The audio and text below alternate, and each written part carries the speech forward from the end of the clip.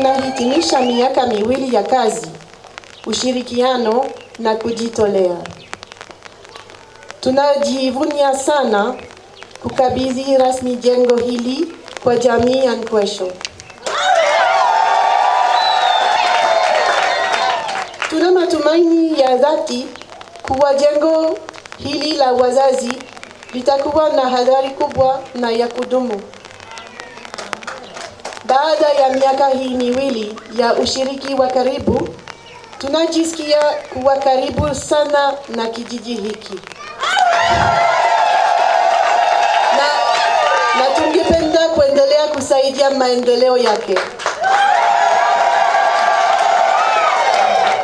Hata hivyo, tunaamini kuwa kazi yoyote ya maendeleo inahitajika kujengwa juu ya uwazi, ushirikiano na kuheshimiana.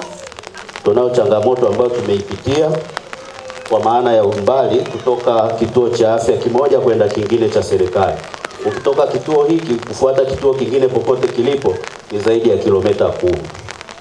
Kwa hiyo Mheshimiwa mgeni rasmi, kuna umuhimu mkubwa sana wa hiki kituo hapa kiweze kuendelezwa na kiweze kuwa kikubwa, na Mungu akipenda iweze kuwa ni kituo cha afya cha kata yetu ya Machame Mashariki. Tangu tulipoanza kuleta wageni kwa Mama Stella kupitia Tumbili Voyage, tumewafahamu wadau muhimu wa kijiji ya Nkwesho, walimu wa shule ya msingi, wahudumu wa zahanati na wengine wengi. Daktari Kwayo alitueleza changamoto zinazokabili zahanati, hasa hali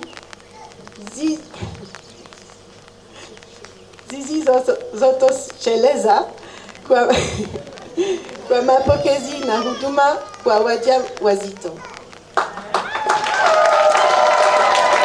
Ndugu zanguni, niseme tu kwamba kwa kweli mfadhili wetu wa Tumbili Foundation amefanya jambo kubwa sana kwa kutujengea mradi huu, amejenga na kukarabati mradi huu. Kwa kweli na mimi binafsi kama mwakilishi wa Mheshimiwa Mkuu wa Wilaya, kama mkurugenzi wa halmashauri ya wilaya Hai, na mimi nawashukuruni sana na nawapongezeni sana. Tunasema asante sana kwa mradi huu. Mmefanya kazi nzuri, mmefanya kazi kubwa, mmefanya kazi ya kujitolea. Kwa hiyo mmefanya kazi ya utu, kwa sababu huu mradi unashughulikia na huduma za tiba kwa wananchi wetu. Na huduma za tiba ni jambo la msingi sana, maana unacheza na uhai.